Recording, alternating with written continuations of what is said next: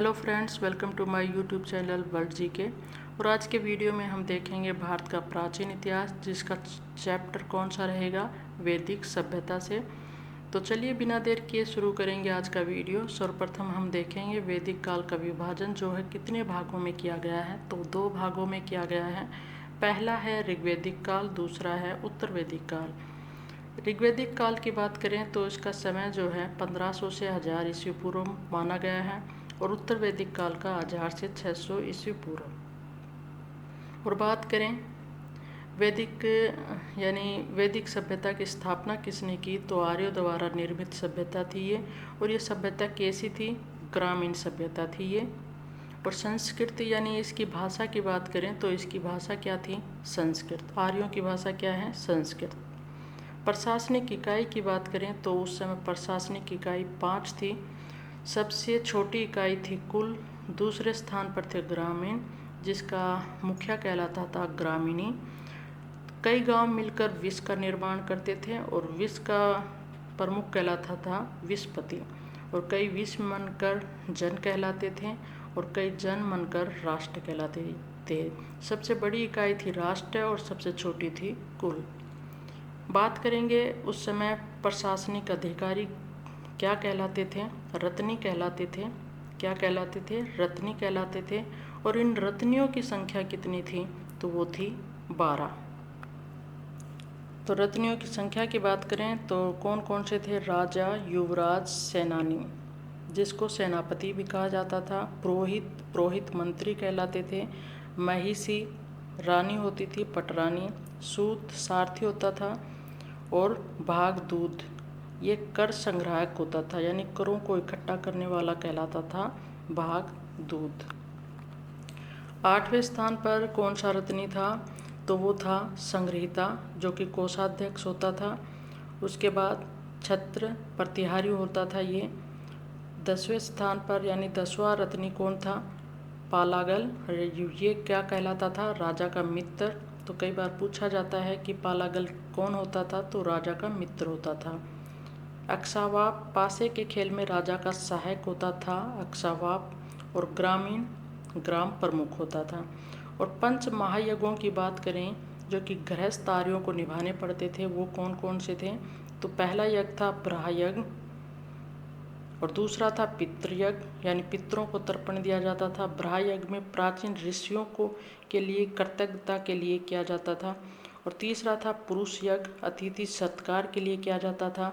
चौथा था भूत यज्ञ, जो कि समस्त जीवों के प्रति कृतज्ञता, चींटी, पक्षियों, इनके लिए भोजन देना इत्यादि इसमें बताया गया। 5वें यज्ञ की बात करें तो देव यज्ञ था, देवताओं के प्रति कृतज्ञता इसमें दिखाई गई थी।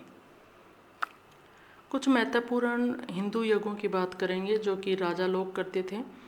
तो कई बार क्वेश्चन यहाँ से बनता है कि राज्याभिषेक के समय कौन सा यज्ञ किया जाता था, तो वो था राजसूय यज्ञ।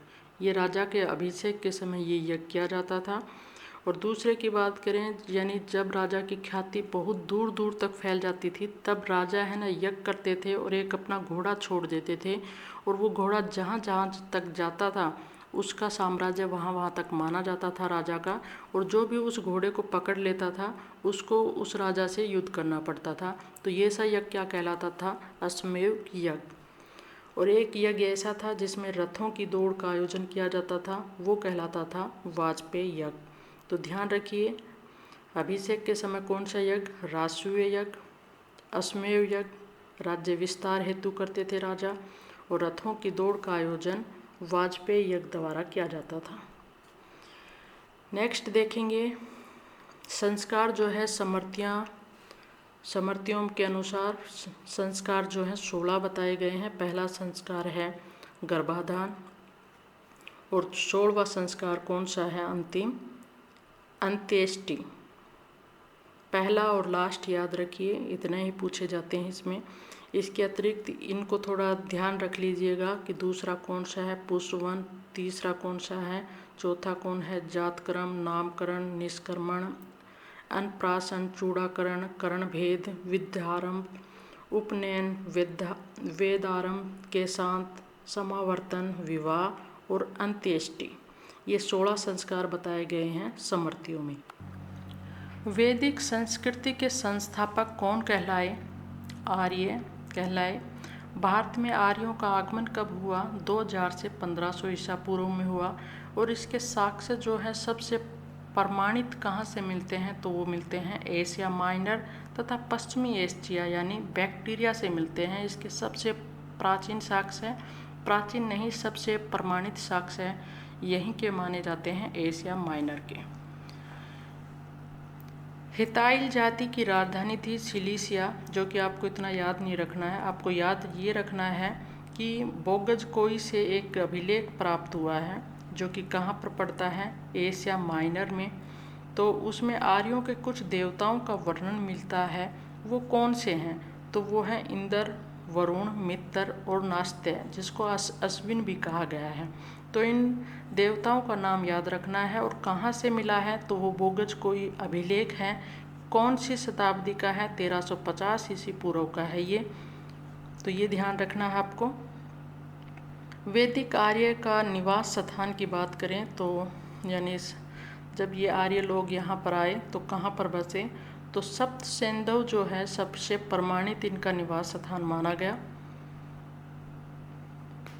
ये सब प्रमाण किससे कहाँ से मिलता है? ऋग्वेद में ऐसा लिखा गया है कि ये आकर कहाँ पर बसे?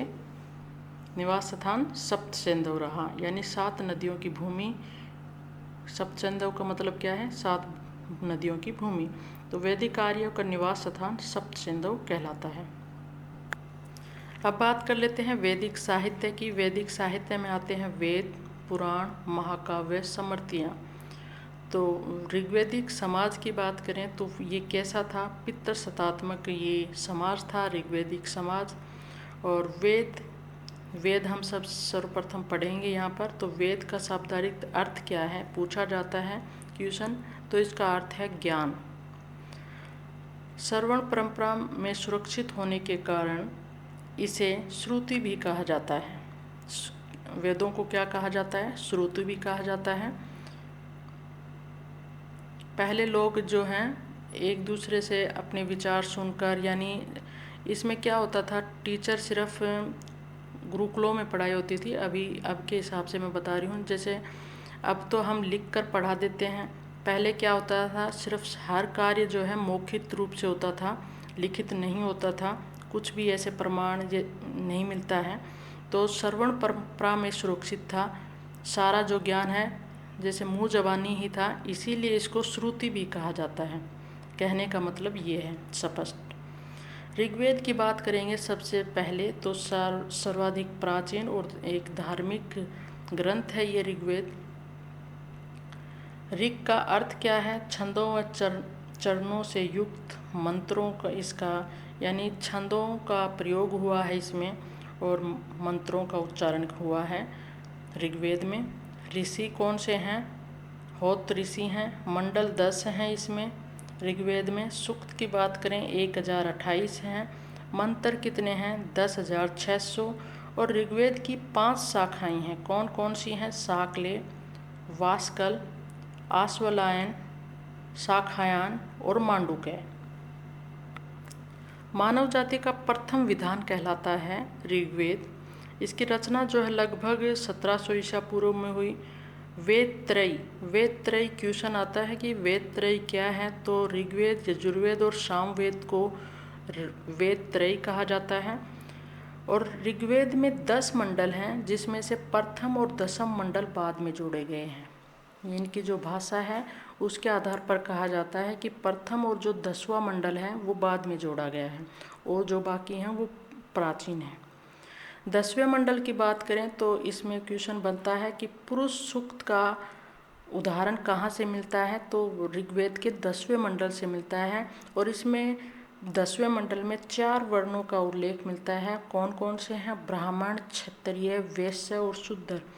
तो पूछा जाता है ब्राह्मण का उद्गम कहाँ से माना जाता है? तो मुख से माना जाता है, क्षत्रिय का भुजाओं से, वैश्य का जंघाओं से और शूद्र का चरणों से। तो ये सारा उल्लेख कहाँ से मिलता है? ऋग्वेद के 10वें मंडल से ऐसा उल्लेख मिलता है। ऋग्वेद में आर्यों के 5 कबीलों के होने के कारण इसको पंचजन भी कहा गया है। यानी ऋग्वेद में आर्यों के 5 कबीलों का उल्लेख मिलता है, इसीलिए इसको पंचजन्य भी कहा गया। उल्लेख मिलता है कि भरत वंश के राजा थे सुदास, जिसके पुरोहित कौन है? वशिष्ठ। पुरोहित कौन है? वशिष्ठ हैं। और इन्होंने, सुदास ने अपने पुरोहित वशिष्ठ के साथ मिलकर 10 राजाओं के समूह को हराया था। और उस 10 राजाओं के समूह का नेतृत्वकर्ता कौन था? पुरुकुतस। पुरुकुतस का पुरोहित कौन सा था? विश्वामित्र था। इसको हराया किसने? सुदास ने। और पुरुकुतस जो है इन्होंने नेतृत्व किया था आर्यजन यानी स्थानीय राजा पुरु, अनु, दुर्वा, यदु व तुवर्सु। और अनार्यजन यानी लघु स्थानीय जन अनिल, पकथ, भलानस, शिव और विषाणिन। इनका नेतृत्व किया था 10 राजाओं के समूह का नेतृत्व किया किसने? पुरुकुतस ने, जिसके राजा पुरोहित कौन है? वशिष्ठ। इनको हराया था सुदास ने। इसका वर्णन किस में मिलता है? मेन बात यह है कि राजा सुदास ने 10 समूहों के राजा को, यानी 10 समूह का जो बना था, अलायंस बना था, उसको हराया था सुदास ने। इसका वर्णन कहाँ मिलता है? तो ऋग्वेद में इसका उल्लेख मिलता है।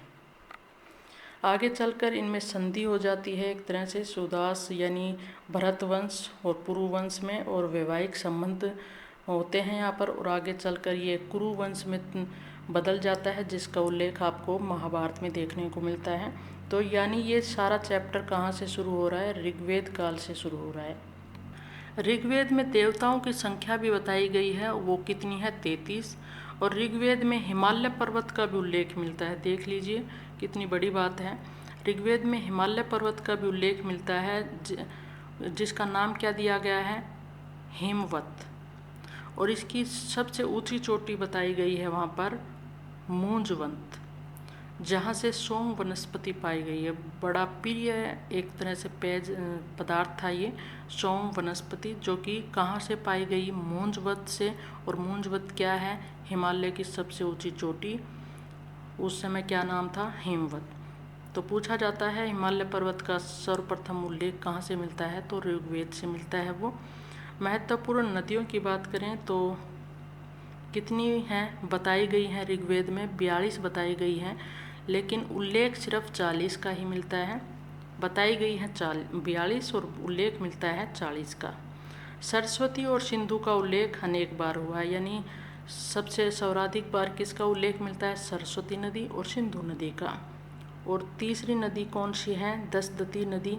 इसका भी उल्लेख कई बार मिलता है, जो कि वर्तमान में क्या कहलाती है? चौतांग नदी।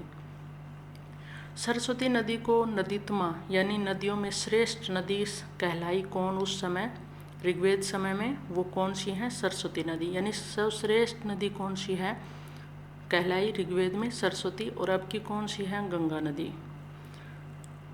और सबसे पवित्र नदी ऋग्वेद समय की कौन सी है? सरस्वती। गंगा का उल्लेख 2 बार ही मिलता है। स्पष्ट रूप से सिर्फ 1 बार मिलता है, इनडायरेक्ट रूप से 1 बार और मिलता है। लेकिन पूछा जाए कितनी बार उल्लेख मिलता है, तो सिर्फ 1 बार मिलता है। और एक ऑप्शन में न हो 2 हो तो 2 भी कर सकते हैं, क्योंकि डायरेक्ट इनडायरेक्ट 2 बार हुआ है वहाँ पर उल्लेख। यमुना का उल्लेख 3 बार हुआ है। और इंद्र जो है सबसे प्रतापी राजा के रूप में, यानी सबसे प्रतापी देवता कौन थे ऋग्वेद समय में? तो वो हैं इंद्र। इसके 250 मंत्र पूछे जाते हैं। कितने मंत्र? 250 मंत्र मिलते हैं। और अग्नि के इसके बाद, यानी इंद्र के बाद दूसरा देवता कौन सा?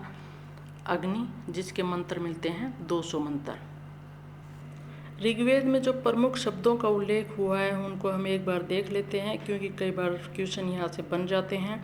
ओम शब्द का उल्लेख हुआ है 128 बार, जन का 275 बार, विष का 171 बार, ब्राह्मण शब्द का 14 बार उल्लेख हुआ है, क्षत्रिय का 9 बार, वैश्य का 1 बार हुआ है, शूद्र का भी 1 बार, कल्प का 1 बार, गंगा का 1 बार, यमुना नदी का 3 बार और गो यानी गाय का 176 बार और समुद्र का उल्लेख भी मिलता है ऋग्वेद में 1 बार,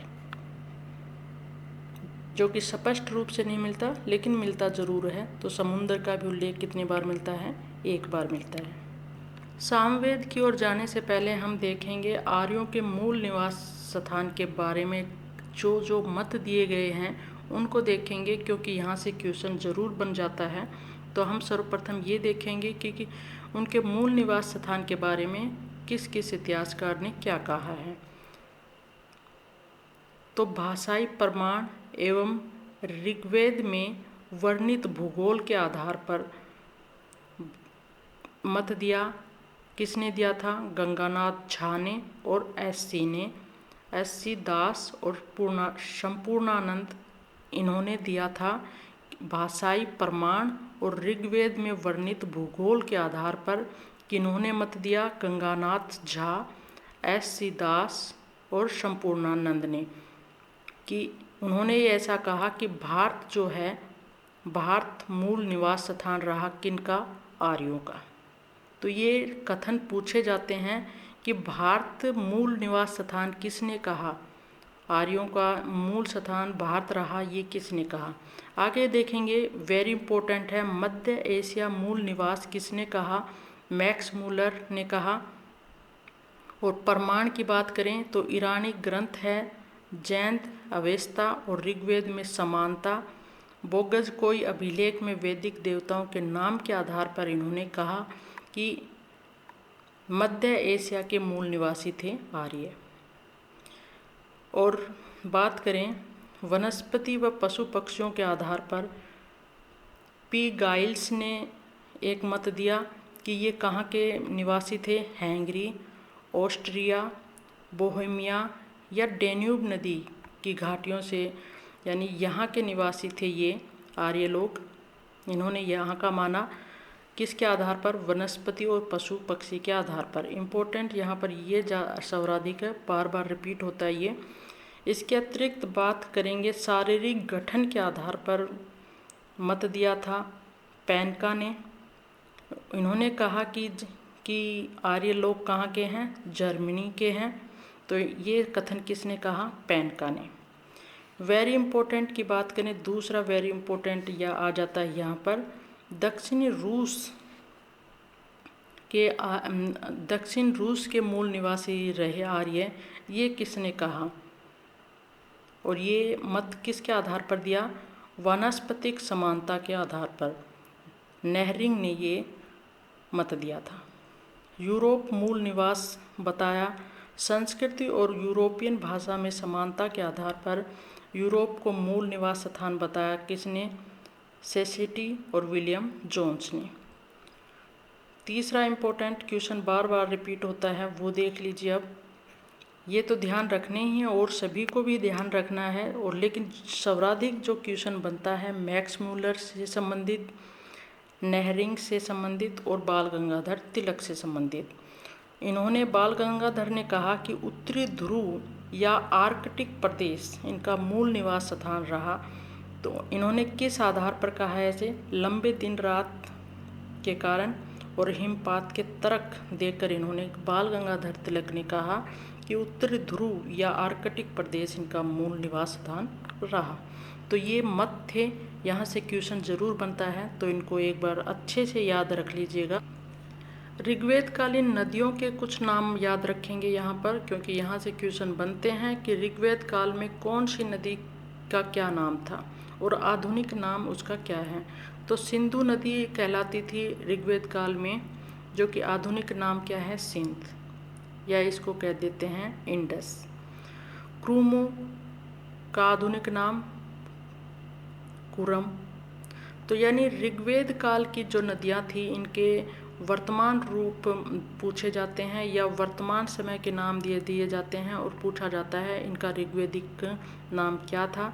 तो ये इम्पोर्टेंट है, इसको ध्यान रखना है। कुंभा काबुल नदी, वित्सा झेलम नदी इम्पोर्टेंट है, एस्किनी चिनाब नदी, परुष्णी रावी नदी कहलाई, सतुद्री जो कि प्राचीन नाम है सतलुज का, विपाशा व्यास नदी, सदानीरा गंडक नदी आधुनिक नाम, दसदती जिसका आधुनिक नाम क्या है घग्गर नदी, गोमती आधुनिक नाम गोमल, सुवस्तु आधुनिक नाम सवात।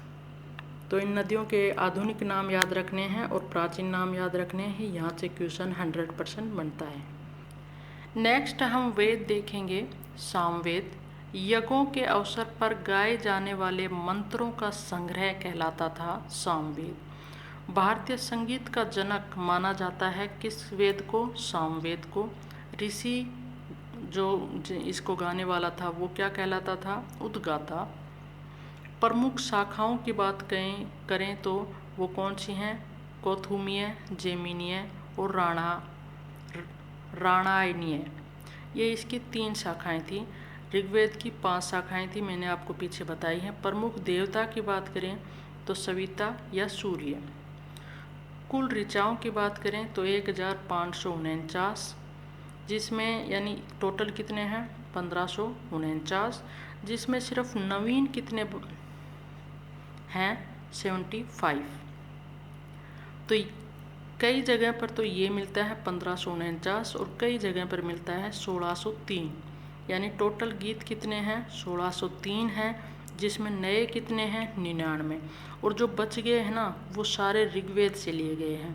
तो आपको ये ध्यान रखना है 1549 भी दिया होता है कई जगह और कई जगह होता है 1603। तो दोनों ऑप्शन आपको यहाँ पर देखने को मिल सकते हैं। जैसा आपको वहाँ पर ऑप्शन में होगा उस हिसाब से आपको करना होगा। तो यहाँ पर ये थोड़ा अपवाद है कि कई बुकों में यहाँ पर मिलेगा 1549 और नवीन मिल जाएंगे 75 या 78 और 1603 गीत कई जगह और नवीन कितने हैं? 99। और टोटल जो सभी बाकी बचे हुए कहाँ से लिए गए हैं? ऋग्वेद से।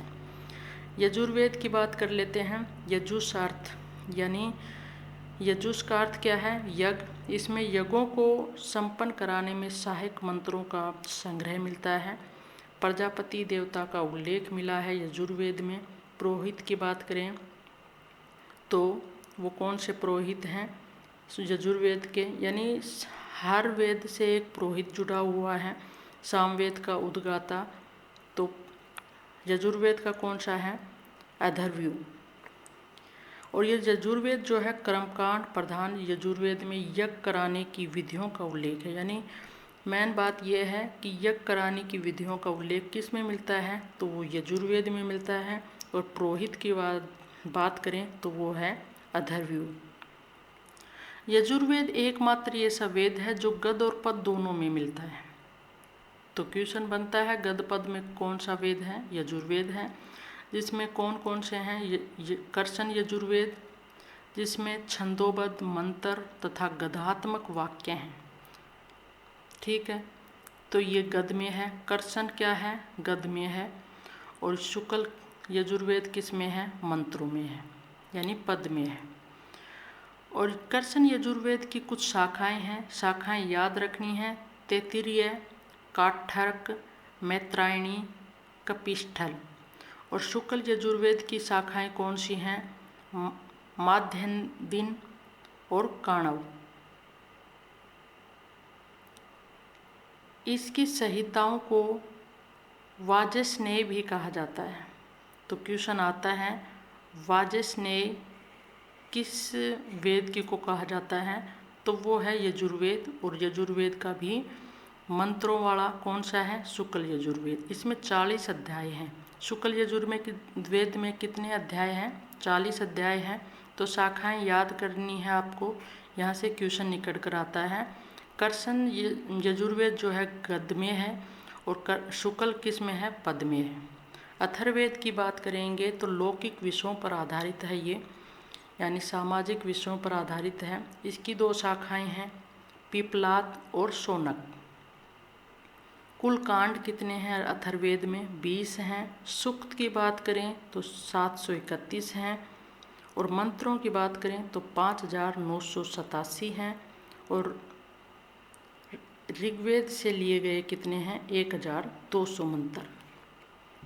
और अथर्ववेद को ही ब्रह्मवेद भी कहा जाता है। क्वेश्चन आता है ब्रह्मवेद कौन सा वेद कहलाता है, तो वो अथर्ववेद कहलाता है।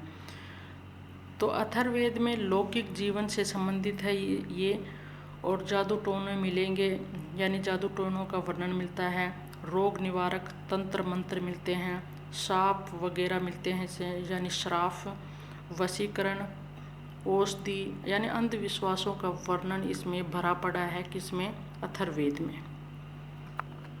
तो धार्मिक पुरोहितों को याद कर रखना है कि ऋग्वेद का पुरोहित कौन था, होता या होत्र, सामवेद का उद्गाता और यजुर्वेद का अथर्वयु, और बात करें अथर्ववेद का था ब्रह्म।